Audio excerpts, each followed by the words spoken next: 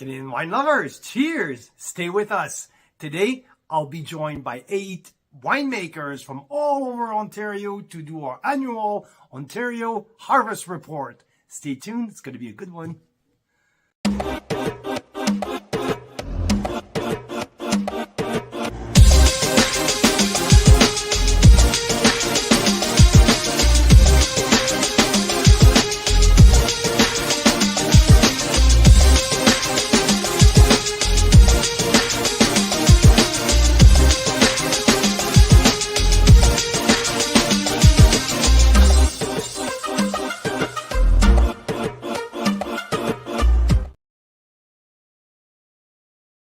Cheers!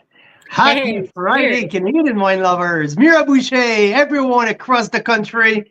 A good Friday. This is Carl's Wine Club Ontario Harvest Report 2023. Wow, what a great evening to do that. Hey, how are you doing, Mira? Pretty good. I'm really excited because you know what? We did this last year. How did we do it last year? Just a few winemakers from both sides of the country, or just anyway, the idea came up that maybe we should have everyone all at once talking about harvest because how everything started, Mira, I did with BC. I didn't do anything for Ontario. We did just a BC Harvest Report, and I had like 4 interviews line up one after the other, and I think my idea came up with the Pan-Canadian masterclass that we've done with the panel discussion. So when we did the BC Harvest Report, that's where I said, oh, how about we bring everyone together so we can talk all like there's that. I love that synergy of the panel conversation, the panel discussion. So yeah, we did that with the BC, and I thought it turned out very, very well. So we've decided to do the exact same thing with our Ontario winemakers, growers, and winery owners. So it's going to be a blast. And while we had 4 people for BC Harvest Report, it turned out that the response for our Ontario one was double. So we have 8 people joining us tonight. Which makes sense because you know what? Ontario, there's like more regions to talk about as well. And I feel like they're maybe 10 years ahead of us in terms of that whole appellation, carving out things. Very excited to have everyone on. You know what? I was Googling earlier. I was like, oh, if I'm a wine lover, which I am, and I want to go and find out what I can expect from the 2023 vintage in Ontario. If I Google like Niagara 2023 wine harvest, there's really nothing out there that I would. Guess why? Because they're not done yet. Like some of the, I was looking at my feed today, Ravine Vineyard in Niagara-on-the-Lake are picking, they have stuff, they were picking some Cabernet today. I know that Brian Schmidt at Vineland was still picking earlier this week. So maybe if Sue-Ann is late a little bit today, but guess what? She might be still picking some stuff. While our winemaker here in BC on our side of the country are been done for now, what? A month?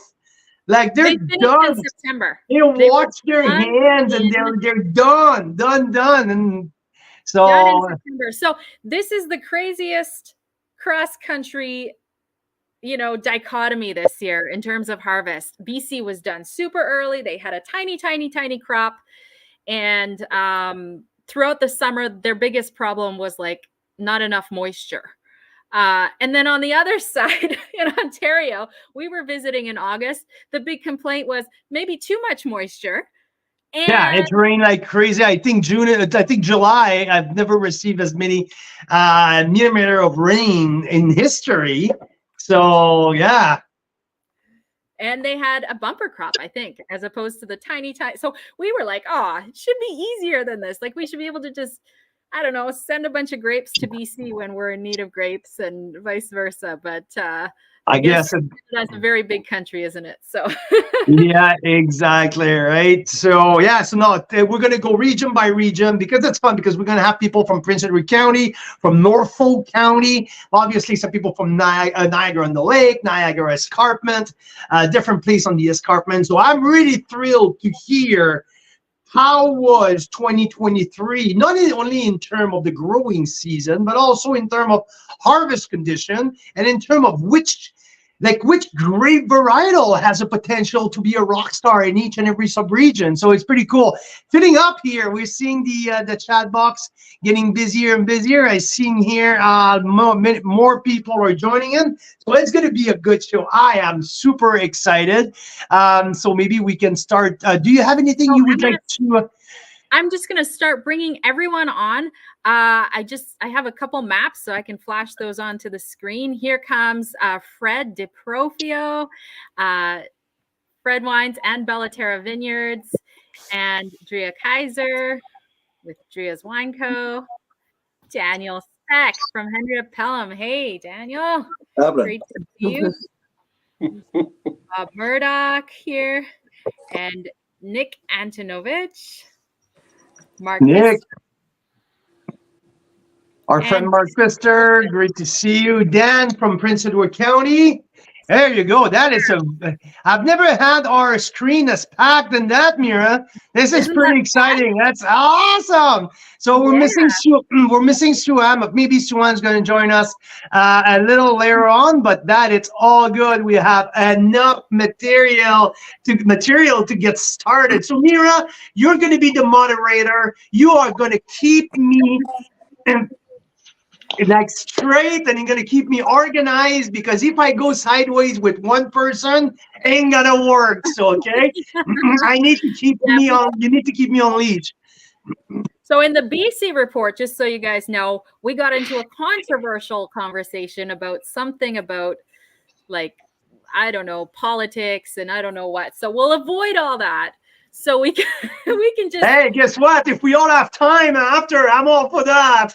Let's shake the house. Let's shake up the house. So really, what we want to know is, in a snapshot, as a wine lover, what can we expect from 2023 as a vintage? And we love to know all the details, all these fun things you learn just by listening to winemakers like you guys and growers and winery owners about, what stood out, what was different, what was special. So there you go. So Mira, how about, I'm going to start a little bit outside of the core of Niagara. Let me start with Prince Edward County, okay? So I'm going to start with Dan Sullivan, owner at Rose Hall Run, who is the supplier of the official wine of the night. Dan, thanks for that beautiful Chardonnay Musqué here. I have the 2022 small lot Chardonnay Musqué from Rose Hall Run. Absolutely delicious, crisp, and lots of so floral. I love it a lot. So Dan, how are you doing today?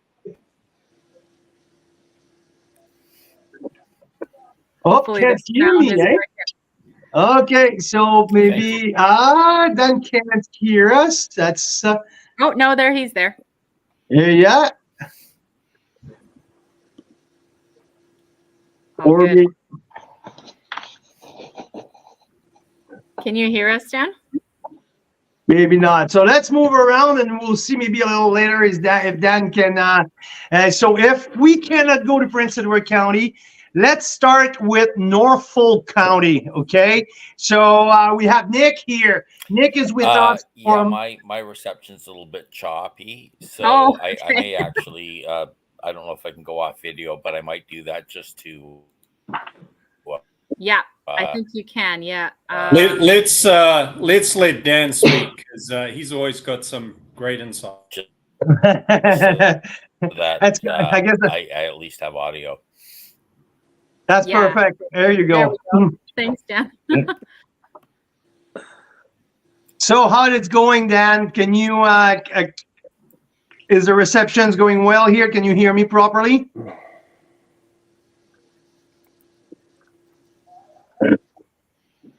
Oops. Okay. Mira, you're the moderator. You send me somewhere where we can start to have a conversation. So you are on, and please, let's get that going. Okay. When we get Dan back, we'll talk about Prince Edward County, because it's very excited. We've tasted those wines, and they're incredible from Peck, especially Rose Hall Run. You were going to head to Norfolk County, right? Why not? Why not? Nick is And here, this- up and running and ready to go. I had Good never evening, heard of everyone. So good evening. How are ya? I'm great. How are you guys? We're doing great. We're doing great. I wanted to start a little bit off the beating path. So, and we have lots of listener from out west here. So, can you tell people a little bit where your sub-region is located and what are you guys are known for? Right. So Norfolk County, we're still in Ontario VQA appellation. We don't have sub-appellation status yet, and that's mainly because we don't have enough acres planted. I'm from Burning Kiln Winery, and we're about, say, 15, 20 minutes south of Simcoe. It's planted on an old tobacco farm, so we know we've got some good heat units out there in the good years. We happen to be on fairly sandy loam soil, so even when we do get quite a bit of precipitation, it seems to, it's got a good runway. But yeah, so we're growing 27 acres out there. We've got a multitude of varietals. We don't have Sauvignon Blanc, but I do source this fruit from Niagara. I actually work with quite a few wineries and have quite a lot to do with Niagara and Norfolk County and Lake Erie. But yeah, that's Norfolk County in a nutshell. We're a bit cooler than Niagara, but and cooler than Lake Erie. I haven't really compared us to Prince Edward County growing degree days, but we're pretty cool. So, Nick, this year, how did your season started? Is everything started at the right time? Was there let's say, an exciting start of your year, or was it something a little bit more concerning this in 2023? Right. So I think everyone had quite a bit of cold damage coming into 22 harvest, where we're probably drinking these wines from. But yeah, 23 was much different for us. We're an emerging region, and as you'd expect, a lot of these emerging regions have quite a lot of issue with, winter time temperature. So the great thing about 23 was we had buds on everything. And the vineyard was looking great, bar 22 when we had quite a bit of mortality, bud mortality. So we got off to a really good start. I want to say, a lot of people are going to speak to this, but, it was a pretty cool summer. We had quite a bit of smoke early on, and I think that really impacted, sunlight hours and sunlight radiance and sunlight time, essentially.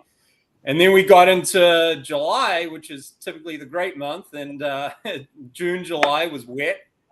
Start of August was wet. But I tell you what, we ended up with this astounding harvest pretty much all across Ontario. I'd say things just dried up at the right time. And, bricks and maybe maturity was a bit behind. And you were speaking of BC being done earlier, but we're still going, and I've still got a tiny bit of Cabernet Sauvignon out there that I'll harvest this coming week. That is awesome. Thank you, Nick. Great recap. Quickly, I would like to move to Daniel Speck from Henry of Pelham. Danielle, thank you for joining us. Greatly appreciate that. I wanted to move with you because you're a little bit of bigger size winery, and so you guys, where are you guys located exactly? And how many acres of vines are you farming in which sub-appellation?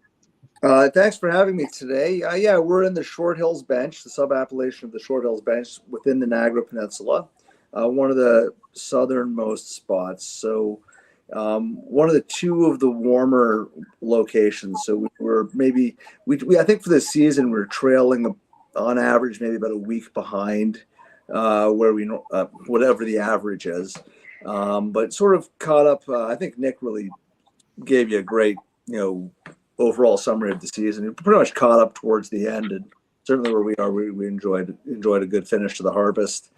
We farm. You're asking how much we farm. We have 300 acres of land. 250 of that is under vine. The rest is some forested land that we keep that way, and buildings and the rest of it. But yeah, all said and done, we feel pretty good across the piece. I mean, really nice, really happy with Pinot Noir, really happy with our Baco Noir, which is very important for us. Sauvignon Blanc. Again, as Nick said, the crop was healthy and a good, decent size, which was good to help fill the tanks back up after a smaller crop last year. But it's not just about the volume; that the quality has to be there, and we were quite happy with it. I mean, actually, you can see this picture here of us and Pinot Noir we were picking back in September that we're quite happy with. Beautiful, yield and quality and cleanliness, and so a good year, a good vintage. That's amazing. And from which sub-appellation that you guys are you farming mostly Short Hill, or you have different pieces of land a little bit all over the peninsula? No, we're really lazy. We don't. If we can't walk it, we don't farm. All of our vineyards are in one spot. We're really lucky that way.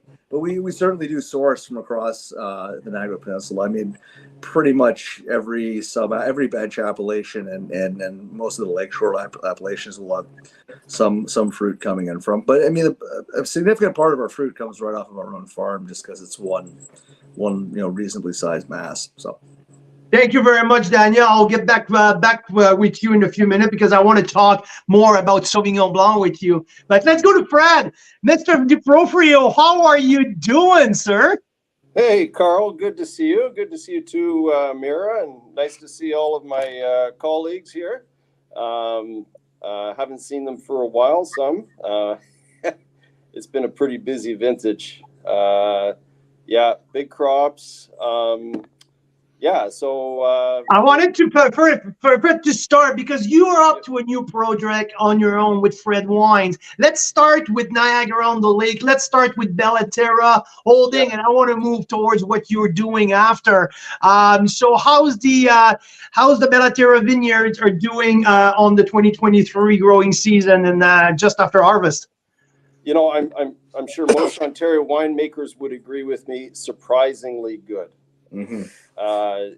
We were all a little bit worried at the beginning of August, wondering when it would stop raining. But, we managed to keep the vines healthy. Our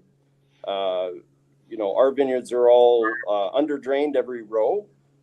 We don't have the benefit that Nick has of nice sandy soil. But with a little bit of technology, we were able to deal with all the water, and the vines were quite happy. It was a nail biter for sure. But September rolled around, we got a little bit of heat, some dry spells just at the right time. Things that really shone early on, Pinot Gris. Came off beautifully. Sauvignon Blanc came off beautifully. Wonderful flavors, great acid. Chardonnay, of course. Pinot Noir.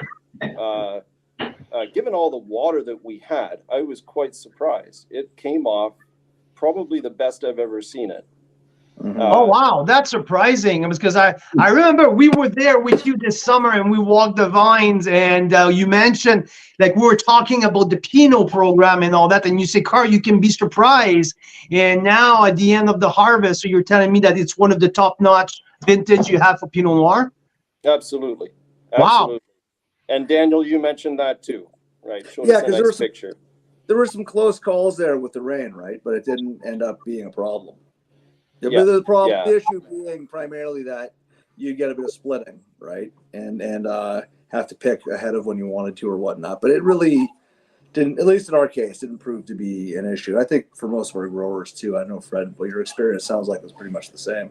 Well, we did some we did some Veraison thinning, which really helped for sure. to even out the ripening rate of ripening.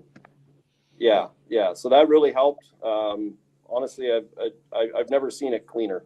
I was shocked. Yeah. So if you guys are hand sort beyond the so if you guys are absolutely dreaming about the Pinot Noir, does that mean that the bigger varietals were not as where you want it to be, or it doesn't mean that at all? So because you guys, Fred, you're growing lots of Merlot on the property. How's your big varietals? You know what? We got another spell of dry weather and sun in October, and it was a godsend. Merlot is an absolute shining star this year, from my perspective. I actually just, I'm still at work. We just finished pressing off our Merlot. We had 21 days on skins. Yeah, so I mean, if we picked it 3 weeks ago, we were a little late, but not that late. So, you know, the dry weather did afford us a little bit more time, and we were able to hang it just a bit longer to get the ripeness where we wanted. But the tannins are supple, color's great. You know, just looking wonderful, and we're still waiting to see with the later varieties, cabs. They're still fermenting.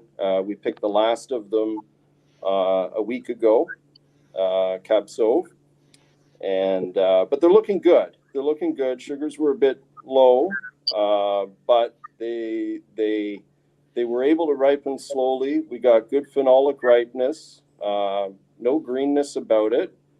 So from here on in, it's with careful handling and careful winemaking, I think we could have some really quite decent cabs.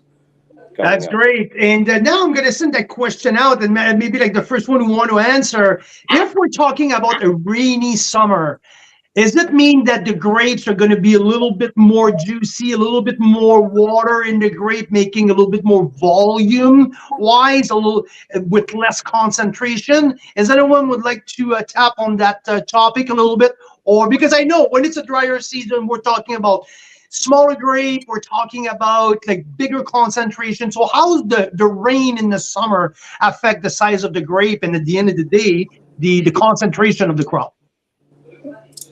I'll take a quick stab at it. It's when the rain falls that matters, right? Because it also it can size the crop up for sure, but it's not. I don't really feel that we're dealing with diluted flavors by any means. I spent a lot of time hanging around floating like a whale in my pool this summer. And like a lot of sunshine. It doesn't look like it, but it was actually a rather beautiful summer. Yeah. And one thing I did notice is that it rained on almost every weekend. And when it rains on the weekend, people think it rains more than it actually has, because people are working in their office all day and they're looking at that beautiful sunshine. And then it rains on Saturday, Sunday. And you're like, Christ, it only rains around here. Actually, it just happened to fall mostly on the weekends. But I mean, the rest of you folks, you may have a different view, but I mean, definitely when the rain falls, that can cause the grapes, the clusters to size up, the spacing of the clusters on the vine, and all that sort of thing. But I do not feel like we have very dilute flavors at all in our wine. And I think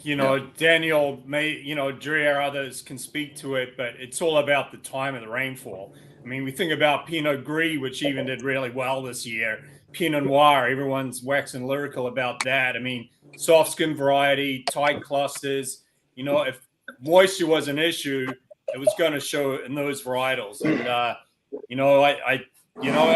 by the time I was picking Pinot, the skins were going a bit soft. They're starting to dimple a little bit. So it's just about the timing.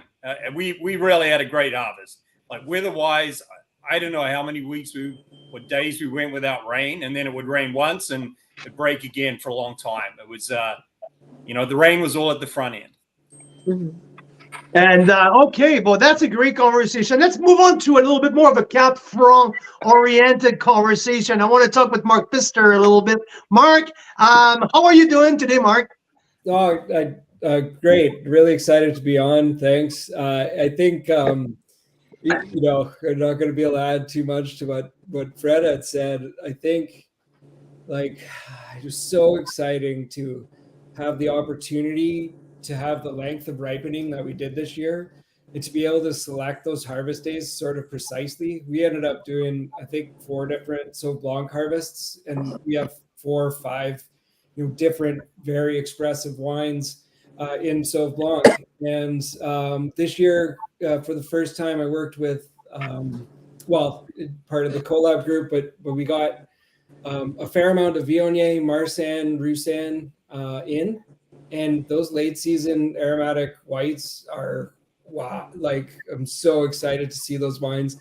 Today we tasted Chard in the cellar, and just concentration was fantastic. So you're asking about like water in the summer, and but because the water didn't fall when we had to pick, you know, those grapes didn't take on water, they weren't dilute. There's so much concentration, both like palate weight and fruit expression, because of the lack of rot.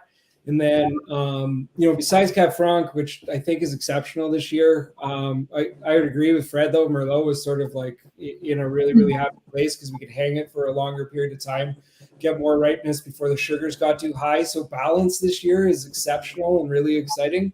Cab Franc's great, but like I picked Riesling at the beginning of October and at the beginning of November, and like just different wines and very, very exciting. Like I was took the fruit from Picon Vineyard this year, and I picked sort of throughout October and then in early November, and I took off some fruit that was about 30% botrytis affected, but it was all noble rot because the sort of conditions allowed me to push those grapes as far as I possibly could. And just really, really exciting wines in the cellar, especially in the aromatic whites. But the reds, which maybe are lacking a little bit of tannin, are definitely showing sort of balance and concentration and fruit expression. I think it's a very Niagara vintage. Not the biggest. I'm drinking 2012 Pondview Cab Franc tonight. Oh, nice! Just as a celebration, because it was such an excellent vintage, and it's such a great wine. It's still showing tons of fruit, Fred. I mean, it's pretty amazing. But like, so when I think about what this year is going to look like, I think it's very precise. Like, there's no green in any of our cabs. They're not the biggest things in the world, but they're balanced and they have wonderful fruit flavors. And there's a richness on the palate that's been missing for a couple of years. So I'm really, really excited about the wines from 23. So for Mark, you harvest from Picon Vineyard and also from Openlander Vineyard. So you are on the both side of Niagara. So what I'm really intrigued to see in terms of Cab Franc, what's the difference in dates? What you harvest Niagara on the lake versus what you harvest on the escarpment? Is there a big, let's say, that's the thing I want to figure it out here. How far apart were these two picks?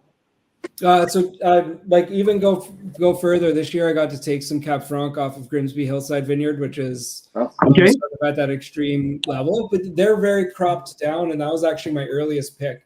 I could have pulled those grapes, and I know Therianthropy took some grapes of the exact same block about 10 days or 12 days earlier than my pick.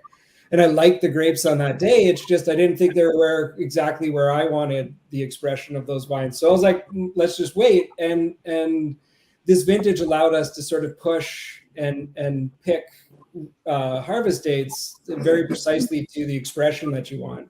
I think Cab Franc has an opportunity in a couple of places from a harvest point of view. But my earliest pick was Grimsby Hillside Vineyard, but it was also my lowest crop. And then Picon was November 7th, and then Openlander we didn't take until last week. So I think water levels during the growing season had a really big impact on when grapes were ripening, is sort of what I feel like. So vineyards that are maybe a little bit heavier or maybe a little bit flatter and not on a slope pushed a little bit longer into the season because they started raising a little bit later. But for me, it wasn't necessarily the placement this year that had such a big impact, but certainly vineyards that were cropped lower performed and like sped up. Like that heat that we got in the fall really, really impacted those. And some of the vineyards that are a little bit heavier, a little bit more productive soils, they took a little bit longer to get sugar and to get flavor, but they all got there, right? So, a lot of this year was based on, I think, tonnage. and oftentimes it's just based on how big your vines are on an annual basis. Coming out of 22 is such a short crop. I think a lot of vines pushed a lot of fruit this year, and that was sort of surprising. Even when you're out there in the vineyard and trying to hold your tonnages down, we were still coming in heavier than we expected. And I think when that happened, it's sort of like, well, why is this so delayed? And then you pick and you're like, well, that was a little bit heavier than I expected. And I think a lot of those outcomes were just based on the vines in more, some of the vines that can grow more grapes definitely did this year. A lot of shoots pushed, and a lot of those shoots had fruit on them. So if we weren't thinning, then it was going to hold back your ripeness. Thanks, Mark. Bob, I'm going to be with you in just 1 second. Okay, I can't wait to hear your story. Let's move to Andrea for a second. Andrea Kaiser with Drea's Wine. Andrea, how are you doing? Where are you joining us from tonight?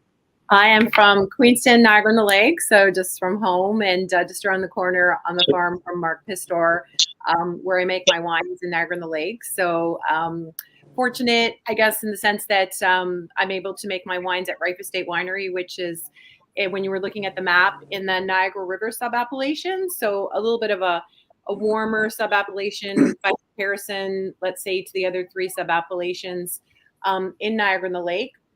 Because what happens is you do get that benefit of that little strip of land that gets some of the warm airs that come off of the river and have a moderating effect, which is one of the reasons that I feel kind of comfortable focusing on Sauvignon Blanc as a varietal for.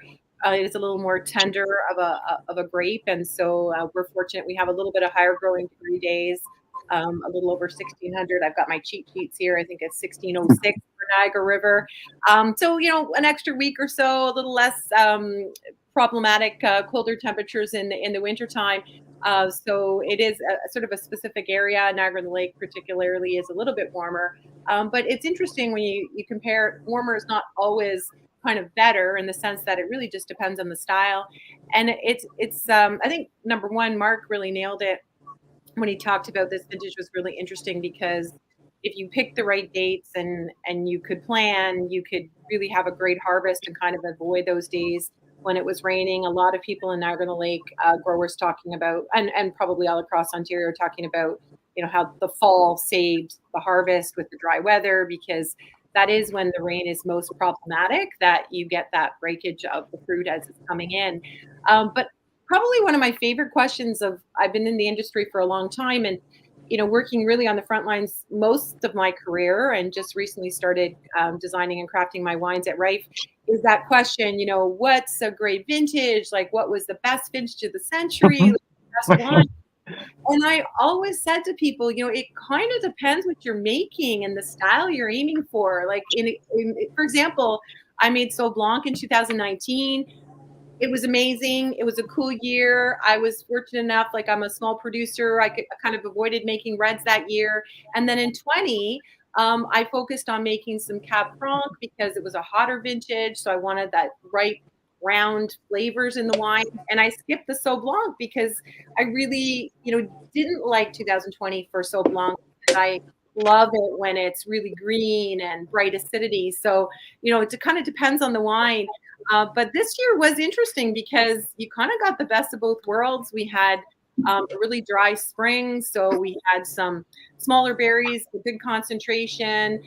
Talking to my one grower that does my Sauv Blanc, he said we kind of liked the cloudiness in July, August, because it kept the sort of acidity higher, which, for my Sauv Blanc style, I really love. And so that came out really fresh and bright acidity. And then we, fast forward to last week, pulling off the Cab Franc because we had this amazing sunny, bright, warm days like Mark talked about that you could just pick those reds. So for me, and the varietals that I focused on is kind of like this vintage had, in the end, surprisingly, kind of the best of both worlds.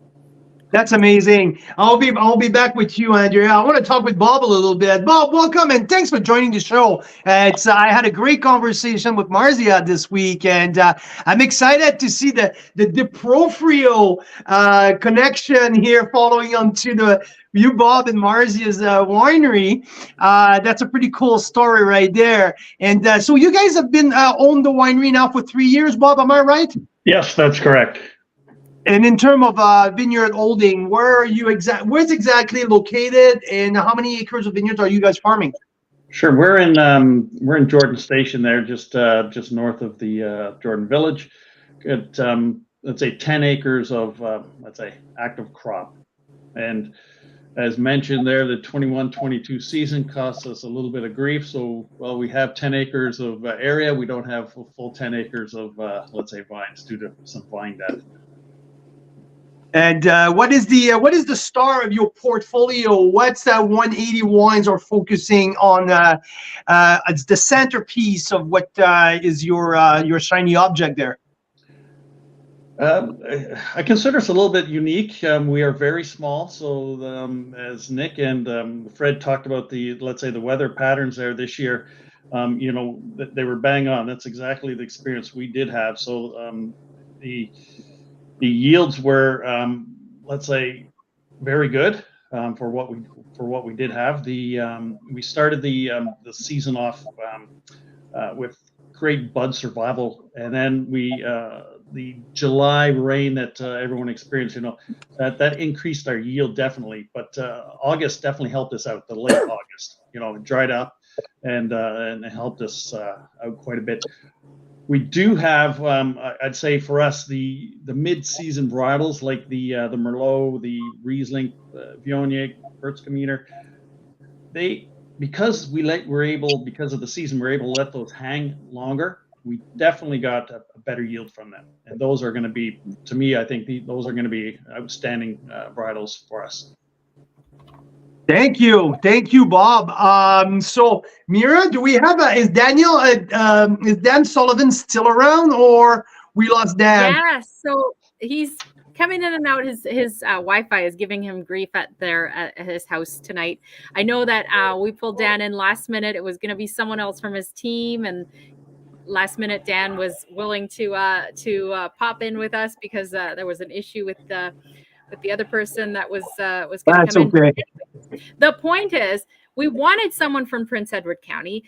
Ideal world, we would have had someone from Lens too, but these are smaller, more emerging kind of regions. And Dan did leave us some comments. And so he's basically said, like Prince Edward County, where they're at, Rose Hall Run, he seemed very similar to what Niagara is describing. So I have here, he's saying,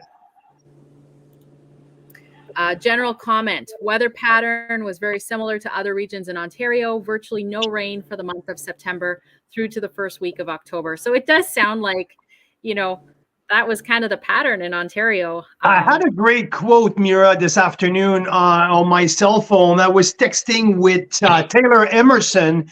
It's a new winery, Black Bank Hill, who just opened on the 20 Mile Bench.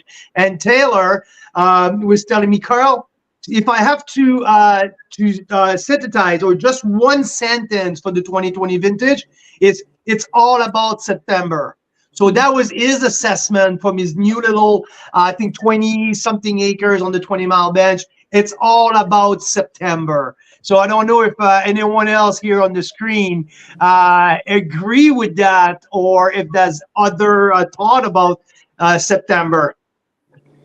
Well, certainly if I may, the Veraison to harvest period is the most critical period for ripening, right? So Veraison, if you consider for red varieties, starts in late August, and that whole period there, if you get rain in that period, then that's when you find dilution. So for most varieties, up until including Merlot, I would say, yeah, I would agree. September is a critical period for that variety. But I would also say October and even into November for the late varieties is just as important, right? Because even if there's no leaves left on the vines after a frost, those red grapes, Cabernet Franc, Syrah, Cabernet Sauvignon, they will absorb heat from the sun when it's out, and that will further enzymatic processes in the grape, and you will actually see development in tannins. You'll see an increase in sugar and a lowering of acidity, even if there's no leaves. And you'll see your pyrazine, so the greenness, you'll see it diminish. So yes, I do tend to agree with Taylor that September is critical, but even into November we can see development for sure. Nick, how was October, November for you in Norfolk County? It was great. I mean, we had really great weather the whole harvest, but like if I look back to 2018 or 2018 especially, I mean, September killed us. So it's all about the later half of the season. I mean, I'd say anything from the end of August going forward. As long as we got good weather, we're in solid condition. I am wearing my burning kiln hat today. I work across 2 emerging regions, all other sub-appellations in Niagara. I don't work in Prince Edward County, but I am a small part owner of a winery in Lake Erie North Shore. I won't speak to which one, but I can tell you we just didn't have the love of God that Niagara and Norfolk and perhaps Prince Edward County did.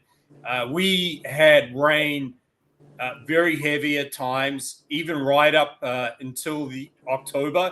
I can say one of our gamay blocks was underwater to the fruit wire.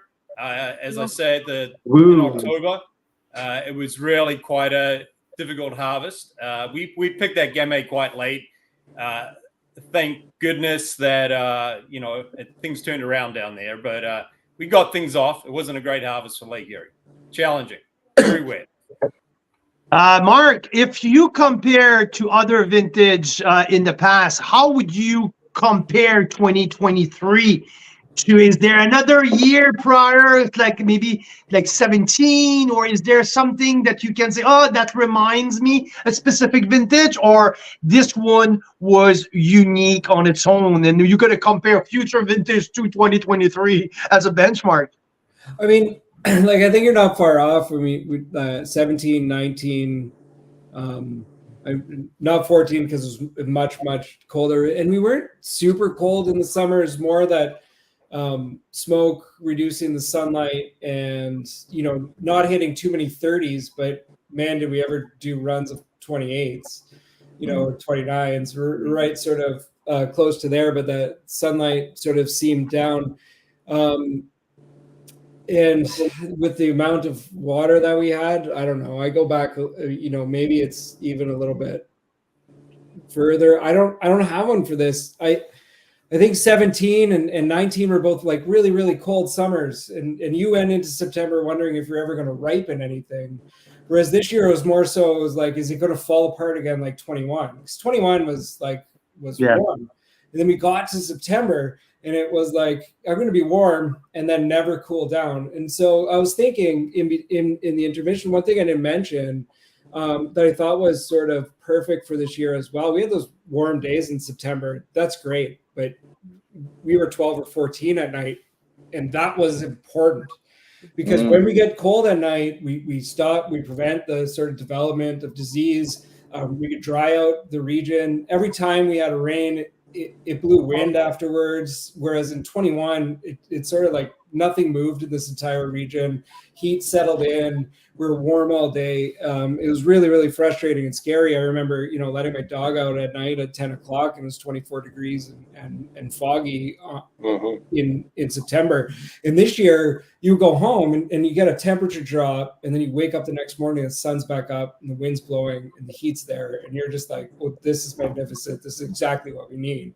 I can live with 6-degree nights all through harvest because that means acidity is being maintained. And I think, I forgot to mention that as well. I thought what was awesome in the last couple of years, you sort of like, you wonder, is it climate change or something else sort of going on here when we don't cool down at night in September? It's very, very scary. Disease develops so much quicker at that point, and things are just Yeah, just a lot more tenuous. But when we're cooling down at night, you wake up in the morning and when it's 12, it's really exciting. It's really, really exciting. So I don't have another comparison for this vintage. I think, lots of other winemakers will probably agree. We don't really repeat. We need Brian Schmidt or Swan to say, oh yeah, I remember 1986, between this date and this date. And Brian likes to go back all the way and he's throwing some dates, specific dates in between. I'm like, how the heck are you doing that? It's easy. He's making it all up. He's making it up, eh, Daniel?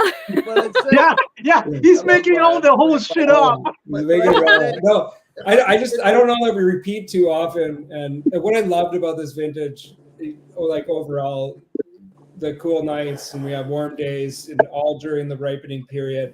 I just seeing quality across like a whole bunch of varietals as opposed to like years where reds are better than whites, or like 07 was it was a great red year. It was a really, really challenging white year.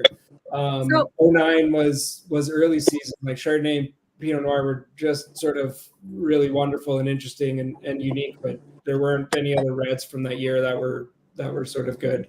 And in our other wet summer years, oftentimes we sort of struggle, but end of the year started pulling off Cap Franc and just everything looked good. Everything looks balanced. That's pretty special. In the right place. It's really exciting. Hey guys, I my glass is empty and I'm looking. Daniel, you've got this Sauvignon Blanc there, which is my favorite varietal. I don't know if you know, it's my favorite. So Carl said you've got a story with this. You guys need to tell me about that. I didn't know about this. This one? Yeah, we tasted it 2 weeks ago, Mira, when we did our Sauvignon Blanc report. Okay. Yes, we sure did. That's the family tree Sauvignon Blanc that you have there. Let me get back. But Mira, I have some Chardonnay Muscat up here. So we still live in the same house. So get your glass and come and get a little bit of a Chardonnay Muscat, because I want to ask Danielle. You have a very diversified portfolio. You have hybrids with Baco, but you also have Chardonnay and Cabs and Pinot Noir. Is there a potential rock star varietal from this vintage? Is there something throughout the growing season and at harvest and say, yeah, this year, this is the year of this grape? That's a hard question because I feel very good about a lot of varieties. I mean, obviously, I would say Baco because it's so important to us, but it is for a reason. It's so consistent every year. Like we can always pull off an amazing, because it's such an early ripening variety, and it's beautiful this year, as it is pretty much every year. But I think this year is going to be an exceptional vintage for our Baco. We're very happy with our Chardonnays, our Rieslings, our Sauvignon Blancs. I mean, I think that the variety with the most work is going to be Cabernet Franc. But even still, I was going to say to sort of feeding off some of the other comments earlier that one of the things have changed so much in winemaking around the world in the last 20 years. I was thinking about this the other day. I've been running this project with my brothers for over 40 years now, since we were kids. We've actually been farting around in the vineyards trying to figure this thing out. And it's just such a day and night situation that while we have such vintage variation to deal with in places like Niagara and like a lot of cool, temperate Northern European wine regions, because that's really what we are, in the New World, though, there's been so much evolution in the viticulture and the winemaking and clonal selection, and you just go down the list. We have so much more control over things, and while we're always managing, the vintage. I think back to the 2006 vintage, which was a real challenge. It was wet, it was cold. So there's Fred nodding, I can see the tears streaming down his face. You remember how nightmare comes the word that comes to mind. Yeah. So I had you'll appreciate this. I had a bunch of retired product consultants from the LCBO who've just lovely people. And they reached out and said, hey, we're coming out to the winery for lunch in a couple of weeks. Are you around? And I'm like, of course, I want to say hi to them. They're all retired now and moved on. And they brought a bunch of our wines. And it could have been a lot of people's wines. They were visiting me, so they brought a bunch of old Henry of Pelham wines. And they're like, we want to taste these with you. And they pull out all these old wines. And one of them Well, they are all wines from what I would consider the tough off vintages, especially from the early days. And out comes this 2006 Chardonnay. It's a reserve Chardonnay. We don't make that wine anymore. It's kind of like middle of our portfolio. It's changed since then, but probably a $15, $16 bottle of wine, probably less even in those days. And I'm like, oh, this is embarrassing. They're going to open this bottle. It's like capital S. You know, it was a tough vintage. It's what, almost, how old is that? 2006. It's like almost 20 years old. And it was great. It was great. That wine to begin with, it was a cool vintage, so it had lots of acidity. There was enough concentration there. It wasn't like a big monster Chardonnay. It was never going to be that, but it shouldn't be that either. Actually, I don't think I even prefer that.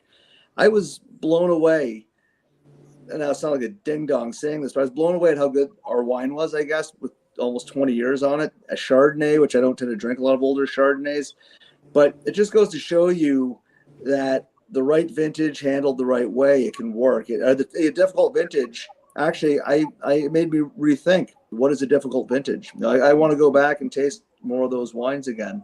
And they pulled a couple other of our wines that I was just like, oh my God, here we go again. But a late harvest wine that was drinking beautifully, and a red, I think it was a Baco, if I remember, that was from a tougher year that was actually, turns out it wasn't a tough year. What it was is how we thought about it and what our expectation was of it at the time. Mm-hmm.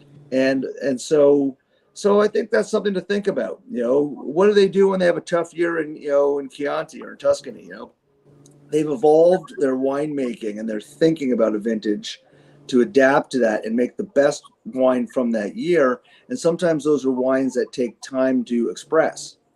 And we live in a world in North America, certainly, where people drink wine as a cocktail, as we all are right now, and we drink it young and fresh. But sometimes what our most difficult vintages are maybe some of our hidden gems that take time to develop in the bottle and express over time. And I think that we have to, you know, as we premiumize, as we become the Chianti maybe of North America or of the New World, we'll discover that about our wines. Yeah, that's a great point, Danielle. Really, really good point. I like what you had to say. Hey, Daniel, if I could interject, so what's that? A little trivia. Since you mentioned 2006, you recall that all the rain was due to a hurricane. Then we got the tail end of it here. Yeah. Do you remember the name of that hurricane? Hurricane no. Hurricane. I'm on my phone. I'm looking. Yeah, I know. Oswald, the guy who shot Kennedy. No. Ernesto. There you go. Oh, I love that. I loved it. I love that conversation. That was very Fred. Good work. I like that. That is awesome. Hey, Andrea. I'll be door prizes for the trivia next time. Yeah, exactly. Right. Okay, you just won in the Novino. Andrea, what would you say was your biggest challenge this year? You know, honestly, 2023, like Mark was saying, it was surprised us all in the sense that there were these pockets. So, you know, as I mentioned, Niagara River sub-appellation we were quite lucky in that area. I do buy a little bit of fruit from down the road in the 4 Mile Creek. Did hear a little bit, and it's interesting when you think about sub-appellations, because I know probably you have a big interest in talking about how differentiations between vineyards. I was just chatting with some co-winemakers, owners over at Consulman on Wednesday, and they were telling me about their difficulty this summer with the hail. And I was like, what hail? Like, what are you talking about? So I think that, like, you know, there's this tiny little pocket of land that, you know, a neighbor down the road has had this challenge in August with hail hitting their vineyard, and you've got vineyards a few kilometers away that weren't impacted at all. So it was just really interesting to hear that. And that's just within like the Lakeshore sub-appellation around the corner, so to speak. So they had a little bit of a kind of touch and go situation in August with the hail. I think as far as Niagara Lake's concerned, probably one of the greater challenges from what I'm hearing from other growers in the area. Yeah, again, like just back to the fact that, you know, the September, October kind of really saved the harvest. And I'll just sort of dovetail on what Daniel said. I really like to look at each vintage as having its own character, its own strength, its own style. You know, I'm not a lover of big, round, soft wines. So like 2020 is not one of my favorite vintages because I love like super racy, high acidity wines. So I love kind of those cooler vintages for my wine. So, and it really does go back to sort of that style that, you know, you like as a winemaker or as a consumer. It's not to say that one particular vintage is like so much better. And sometimes, as Daniel said, you go back and you kind of re-examine wines and you're like, this is actually pretty good. I know I've got my photo of my dad behind me because, of course, that, you know, love to tell the stories about my dad and the history of what he did. And I just remember sitting at the dinner table and same sort of thing, Daniel, you know, he'd be like, oh my goodness, like this wine is like 20, 25 years old. Yeah. And then he'd be like, oh, it's really got a lot of fruit. It's got like, that's actually pretty good. And so I think we need to give ourselves more credit that, you know, not every vintage has to be this big, bold, you know, there's sort of a little movement going down in California as well, as far as sort of Mediterranean style wines that are a little more quaffable, a little lighter in alcohol, not super heavy. And I'm really excited about that trend. And like Ontario and our vintage, like this year, fits right on the mark with it, that we don't necessarily have to have, not to say there's not a place for a beautiful Cab Sauv or like, you know, a heavier red, but it doesn't always have to be that.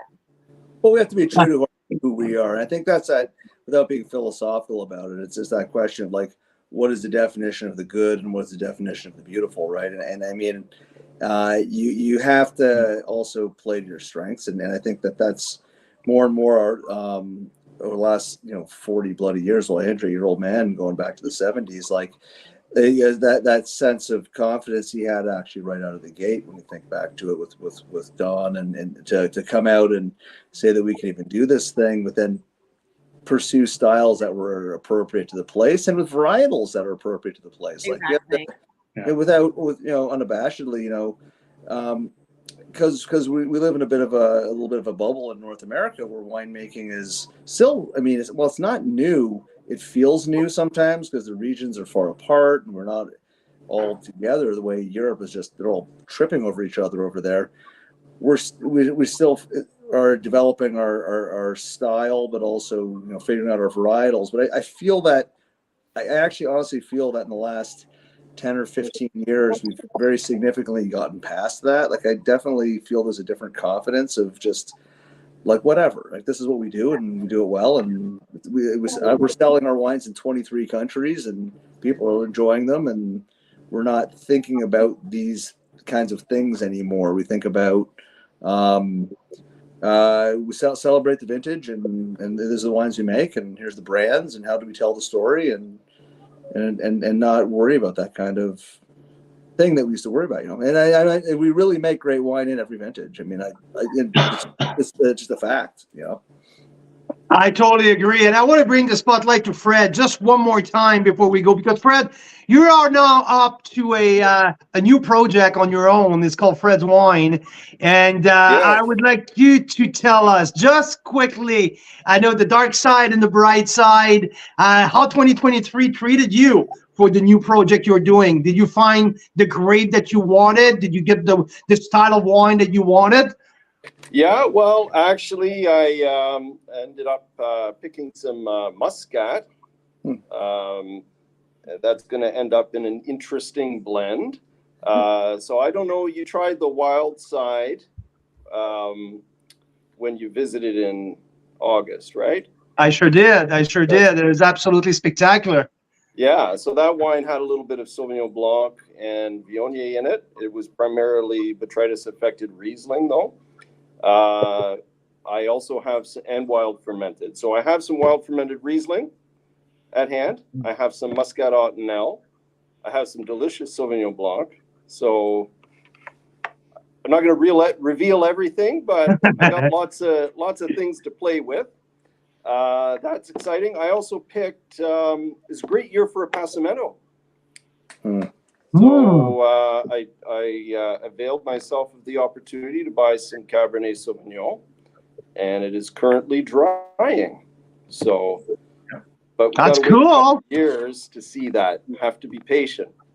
Oh, thank you. I want to go around one more time. And if I say, from 2023 vintage, if there's one wine on your portfolio that you would say, let's keep an eye on this very specific wine from us. And just to give a little teaser to our members, to our listener, so when they go out there in 2024 or beyond, they can look up for a very specific SKU from you guys. So let's start with Norfolk County. Nick, is there one wine that you think has the potential to be a rock star from 2023? I think everyone spoke up Pinot Noir a little bit. We had a great harvest for Pinot, and I'm allowed to brag a little bit because we're cooler out there. We can often hang Pinot well longer than Niagara ever would. But looking at this vintage, it's fantastic. I've done a small project for them this year. We're only doing 3 barrels, still without sulfur. We cold soaked for over 10 days. I don't know. We'll see how it turns out. It's all wild. It's gone through mellow, and we're just sitting there pretty. And we've got some pretty amazing French oak on it. So I don't know. We'll see how it works out. Thank you very much, Bob. Bob, it's something special coming from you. Maybe we can keep an eye on. I'm excited because I've discovered for the first time your brand when we did our Sauvignon Blanc report, and I say your Sauvignon Blanc barrel fermented really impressed me. So, what should we look for from 180 Wines? I think for the 2023 season, it'd probably be the Cab Franc. There you go. It hung late. It was picked actually like 2 weeks ago. It's a beauty, and we've kind of split it up into two different options, and one we're going to do in a passamento style, and the other one is currently being processed. So I'm excited on the Cab Franc for this year. That's amazing. Thank you very much, Bob. Andrea, what should we look for under Dria's wine? Well, it's like you're asking me to choose between my son and my daughter. I have 2 kids. So I'll be the diplomat politician that I always am. My Sauv Blanc, in love with the acidity this year. That's very important to me. So I'm like a bigger fan of my Sauv Blanc when it's a cooler vintage. So that was just right. That being said, the day that we did pick my Cab Franc was one of those days that everyone, I think, on the call, it was, I guess, a Thursday or so ago, about a week ago. And it was just one of those absolutely glorious days in Niagara. It was like you could smell it. I don't know how to explain it, but it just brings back all these harvest memories. And, you driving by and seeing the tractors and smelling the grapes being picked. And I don't know, it's just like something electric about it. Just when you see that sun shining and it's like Mark was talking about, a little bit of the breeze is just right. And it was just one of the most beautiful harvest days. So we'll see. I have goosebumps. I feel like if I went into the moment. Thank you so much for explaining it. I love it. Thank you. Danielle, let's see what's special with you guys. It has to be our bin 106 Lost Boys Vineyard Baco Noir. It's the top of our range. It's from our oldest vineyard that my brothers and I shovel planted when I was probably 10 years old, I think. And it's the eastern hill in little saddles back on our vineyard, and it's just like it ripens the best. It's the oldest vineyard. The rows are a little crooked because we were a little bit young when we planted and probably a little bit hungover at the time. And it's great. It's a really, really interesting wine. A lot of complexity, and it's going to be great. Thank you, Danielle, and thanks for joining us. I think those Bacos, Carl, are that's the Baco that got you all fired up. And Carl barely ever gets excited about Baco Noir, but this was one that we were both like, wow. Okay. Yeah. Last year was, I had a real moment with Baco last year because of you guys. Yeah, we've been very lucky. It's the wine that's taken us around the world. It's more than we make other wines that people might argue are more fine or less fine or I don't know what, but Every country we go to, that's the one that always takes off, way ahead of ice wine, ahead of Pinot Noir and Chardonnay. Not that we don't make great Pinot and Chardonnay and all the rest. A lot of countries do, but Baco is so defining that, and I think we make it well, and other people make it well too. But it just it catches. Yeah, Thank you, Danielle.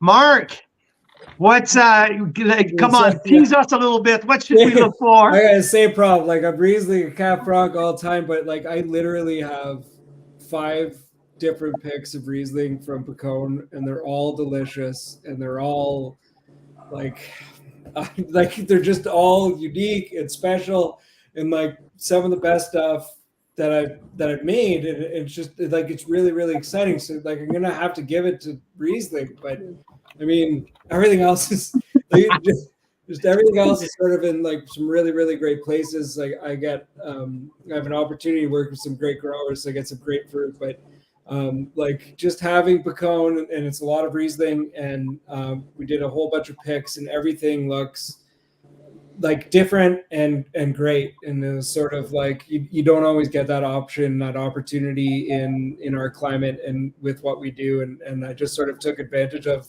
every step that I could in that vineyard, and it all has sort of worked out. I mean, oftentimes, every other winemaker will say, like, you try to get something great, and sometimes it just does not work out. And all of those picks on Picon sort of worked out really, really well. So I'm excited about seeing those Rieslings sort of mid to late next year. Thank you, Mark. Fred, you have the closing one, Fred. What's Bellaterra? What should we look for from Bellaterra? Well, seeing as I just finished pressing Merlot today, and the sun was shining for a little bit of the day, and as it was shining across the press tray, the rich red color, it was just so beautiful, and the aromas coming off that press tray were just spectacular. The dark fruit, and it was verging to dark chocolate already. It was just something else. Blueberries and dark chocolate. I mean, what can I say? It was just so beautiful. That's my pick for Bellaterra wines. Look for it in 2 years. Thank you, Fred. Okay, Reserve. And because I'm very, very selfish here, and I'm a fanatic of Chardonnay. I haven't heard Chard at all. Should I expect a good Chard coming from 2023? Yeah, it's good. That's great Chardonnay. That's why before I got on here, I drank about a half a bottle of Chardonnay, and I finished with a half a bottle of Sauvignon Blanc. We need to hang out more often, Danielle. We need to hang out more often. Wasn't this whole thing about Sauvignon Blanc today? What a great conversation on Sauvignon. Nice. Oh, that's awesome. Yeah, Mira, let's jump in for you for a second. Okay, I need you. Yeah. What do you think? Well, what I've heard is, way less talk actually about the bumper crop than I thought there would be, because that's what we saw in the news, which was just, there's like this surplus and all this. Almost nobody mentioned that. What I heard more was just gorgeous fall and so much flexibility in the vintage in terms of when people could pick and choose the style they're trying to make. And so it sounds like a really gorgeous vintage, something I'm very excited about. And I think the other thing that stands out to me as just the typical wine lover is that there's such a diversity of varietals across Ontario, and it sounds like we have just so many opportunities because of that to make standout wines, and there's so many different little pockets of weather and terroir. So it's a very exciting region to me. Ontario is. I mean, that's why we've dedicated our lives, basically, Carl and I, to talking about Canadian wine, because I think it's probably the most exciting part of the world right now in the wine world. So thank you. And I like that's on. Amen. That's it. That's what it is. And that was 2023 in a nutshell. But if anyone wants to talk about the surplus offline, and if you wanted to maybe to add up, we're going to do a full blog post about our vintage, our 2023 harvest report. If anyone would like to add a few lines without being quote or anything, if there's anything about the surplus that you guys would like to talk about, let me know, shoot me a note. We can get on a phone call and we'll finalize our blog post about that, because I know it's been a big talk and it's been very controversial. We had an extremely hard time here in British Columbia on the other side of the vintage, on the other side of the country. Deadly frost. I mean, we lost 55% of the crop. We had wildfire. We had road closure from rock slide. I mean, it was a tough. The government literally said, everybody, if you're in wine country right now, leave. And then they didn't come back 2 days later when it was rescinded. So anyway, so we're glad to see that you guys, I mean, it's not all shiny and all roses, but it's great that we're going to have some wines available with the VQA stamp for the 2023 vintage, and the quality seems pretty interesting. I'm excited to move forward and to taste what's coming up from you guys. Carl, can I just say, I know you want to wrap this up, but if I can just leave at least one thought from my side, which is that, the world of wine, the weather around the world is quite turbulent, and you see all these things happening, all these different wine regions, and we're not immune to that within Canada, of course. We're like everywhere else, but the general arc is good, right? Like our wine region has never produced more excellent wines with more consistency at greater volumes than ever. And I would throw in there at more economical prices, too cheap. I mean, I drink a lot of international wines for another part of our business, and I get great exposure to the world of wine. And I'll put it another way: when we travel the world and sell our wines, the common comment we get, whether it's in Belgium or Denmark or various parts of Asia that we sell our wines, and even the U.S., is how inexpensive our wines are and how good they are. I mean, I don't know if you know this, but our winery just got the Wine Enthusiast Top 100 Wines of the Year. So they taste about 27,000 wines. It's, of course, a publication out of New York. And we're in the top 100 with our Cuvée Catherine. And it's like one of the less expensive wines on that list. And that's not just us, the top 100 under $20. We had some wines there, Cave Spring, and a few other people did too. That's so really, this reminds me of a wine region like Beaujolais, which was being bought at a discount, Sancerre, which has been bought at a discount for years, and now is being discovered. And those wines are not cheap anymore, not as cheap as they were. We are that region, and it's a heck of a deal buying out of Niagara and Ontario right now.